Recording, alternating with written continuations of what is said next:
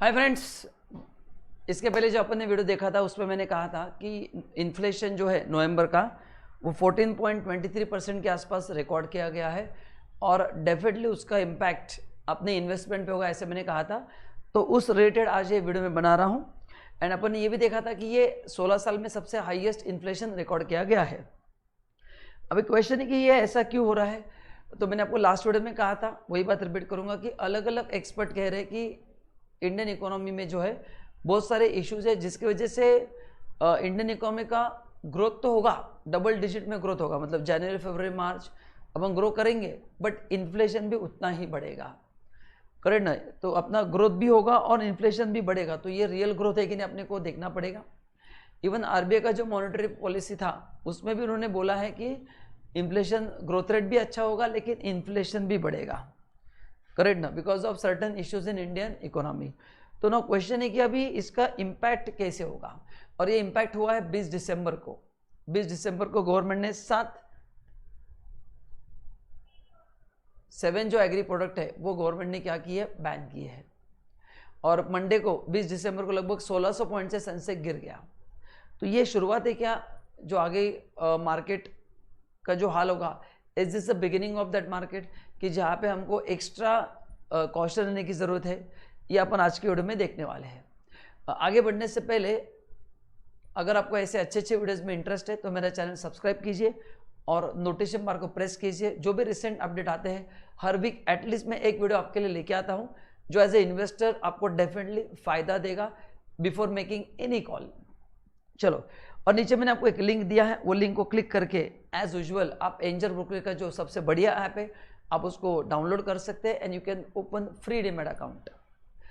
अब इसमें क्या क्या फीचर्स है, 1 ईयर एमसी फ्री है, उनका स्मार्ट एपीआई है जिससे आपको पता चलता है कि आपने कहाँ पे इन्वेस्ट करना चाहिए, पर्सनलाइज एडवाइजरी है, प्लस फ्लैट 20 रुपीज़ ब्रोकरेज है। सो और बहुत सारे आपको बेनिफिट्स मिलते हैं। तो दोस्तों फटाफट नीचे लिंक दिया है उसको क्लिक कीजिए एंड फ्री में अकाउंट ओपन कीजिए।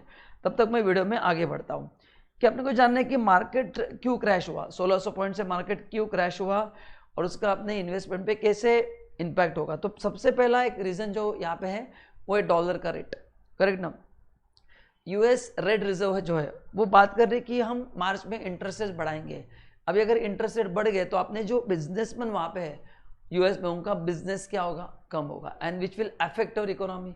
उनका जैसे टाटा मोटर्स के शेयर्स बाहर लिस्टेड है, इन्फोसिस के है, करेक्ट ना? तो अगर ये इनका बिजनेस वहाँ पे अफेक्ट हो गया, बाकी भी कंपनीज है जिनका बाहर बिजनेस है, तो नेचुरली इंडिया में जो शेयर प्राइस है उस पर इम्पैक्ट ज़रूर आएगा। तो इंडियन कंपनीज का सेल अगर कम हो गया तो नेचुरली प्रॉफिटेबिलिटी हिट होगा एंड मार्केट में भी हिट आएगा। ये एक रीज़न है। तो ये भले 20 दिसंबर को मार्केट 1600 पॉइंट से अराउंड गिरा है, लेकिन ये इंडिकेशन है कि आपको समझने की ऐसा सडनली क्यों हुआ। इतने समय तक वो एकदम अच्छा चल रहा था, करेक्ट ना? और एकदम सडनली ये डाउनफॉल कैसे आ गया। सेकेंड रीजन है वायरस, मेन ओमिक्रॉन की वजह से अगेन काफ़ी लोगों को डर है कि इंडिया में वापस लॉकडाउन ना लग जाए, वापस प्रोडक्शन ना थम जाए।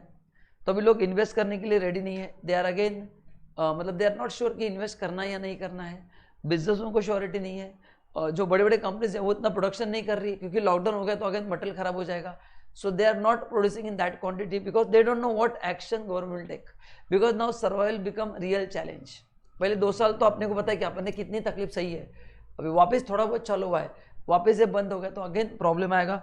This is one of the reason. And और एक ये है कि जो ब्रॉडर मार्केट्स थे वो भी ओवरऑल डाउन ही थे। जैसे दिया है कि निफ्टी स्मॉल कैप डाउन था 3.24% से, निफ्टी मिड कैप 3.09% से डाउन था, निफ्टी एनएससी निफ्टी डाउन था 2.22% से। सो ये से बहुत सारे रीजन है, ये 2 मेन रीजन है जिसकी वजह से मार्केट सडनली क्या हुआ है, डाउन हुआ है। एंड अभी अपन टीवी पे न्यूज़ देख रहे तो हर एक स्टेट में लगभग नाइट कर्फ्यू लगा दिया गया है। सो धीरे धीरे अगेन ऐसा लग रहा है we are moving towards lockdown. Government अपना माइंड प्रिपेयर कर रही है ना। और कुछ ऐसा चल रहा है कि यहाँ पे कि जिसकी वजह से मतलब ये एक ही रीज़न है क्या, नहीं दोस्तों, और भी रीज़न है। गवर्नमेंट ने ये 7 जो एग्री प्रोडक्ट है ना उसका ट्रेडिंग बैन कर दिया है, मतलब फ्यूचर ट्रेडिंग इस एग्री कमोडिटी का बैन कर दिया है। ये तो आपने टीवी पे देखा ही रहेगा ना। क्वेश्चन है क्यों बैन किया, ये अपने को समझना है कि गवर्नमेंट ने क्यों बैन किया। इसका जो मेन रीजन जो लग रहा है वो है weather condition, climatic condition are very challenging. So because of there is no certain regarding the production of this crops. So government नहीं चाहती कि इसमें ट्रेडिंग हो, क्योंकि अगर प्रोडक्शन नहीं हो रहा है, there is uncertainty due to weather condition, climatic condition, economic stability, बहुत सारे इश्यूज है। तो गवर्नमेंट ने ये सोच समझ के इन 7 प्रोडक्ट को क्या किया है, बैन किया है। प्लस ओवरऑल इन्फ्लेशन भी बढ़ रहा है, तो उसको भी कंट्रोल करने के लिए गवर्नमेंट ने एक स्टेप लिया है कि इसका अपन ट्रेडिंग अगर स्टॉप कर देंगे तो स्पेकुलेशन कम होगा, तो शायद प्राइसेस कम हो सकते हैं। सो ऐसे बहुत सारे रीजंस है। अभी आपने को जानना है कि इसके रीजंस क्या है। चलो तो आगे बताता हूँ। देखो क्या है, ये इसके 5 इम्पैक्ट होंगे और ये 1 साल के लिए बैन किया गया है। अच्छा, जिनका एग्जिस्टिंग कॉन्ट्रैक्ट है वो स्क्योर्ड अप हो जाएंगे, बाद में वो नए नहीं ले पाएंगे। ये 1 साल तक बैन किया है। तो इन्फ्लेशन भी रीज़न है, वेदर कंडीशन भी है। अभी इसका इम्पैक्ट क्या होगा? अभी इसकी वजह से direct selling in commodity market will increase because there are no future contract and overall sentiment affect होते हैं, क्योंकि जो लोग इन्वेस्ट कर रहे थे इसमें वो भी डर जाते कि ऐसा क्यों गवर्नमेंट कर रही है तो लोगों का कॉन्फिडेंस हिल जाता है, डामाडोल हो जाता है। तो वो एक इम्पैक्ट होगा। अगर इन्फ्लेशन कंट्रोल में नहीं आया तो क्या करेंगे फिर? करें ना, तो बाकी जो कमोडिटीज उसका क्या होगा, ये भी अपने को सोचना पड़ेगा। अच्छा, ये कमोडिटी के फूड शॉर्टेज होगा तो क्या करेंगे गवर्नमेंट? इसका ट्रेडिंग स्टॉप कर दिया। अगर प्रोडक्शन भी अफेक्ट हो गया, जो नेचुरली हो ही सकता है, तो फिर ये फूड का जो इंडिया में शॉर्टेज होगा उसके लिए गवर्नमेंट का क्या प्लान है, इसके बारे में कोई क्लैरिटी नहीं है। So these are the 5 issues, correct ना? या ऐसा कुछ पॉसिबल है थोड़ा एक्स्ट्रा पैसा देके ट्रेडिंग हो पाए? तो ये these are the 5 issues which are going to occur in next 3 months, Jan Feb March में। ये 3 रीजन अराइज होंगे और अपने को देखना पड़ेगा कि गवर्नमेंट इस पर क्या एक्शन लेती है। मतलब these are the few issues which will have to think of as a investor कि इसका क्या होगा फिर। तो डायरेक्ट सेलिंग बढ़ेगा कमोडिटी मार्केट में या कैसे होगा, ये अपने को देखना पड़ेगा।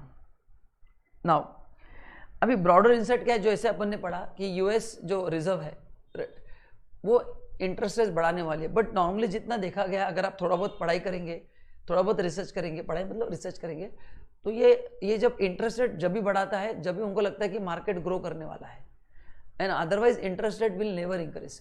सो they are increasing interest rate, मतलब यूएस गवर्नमेंट को एश्योरेंस है कि अगले 3-4 मंथ्स में मार्केट अच्छा बढ़ने वाला है।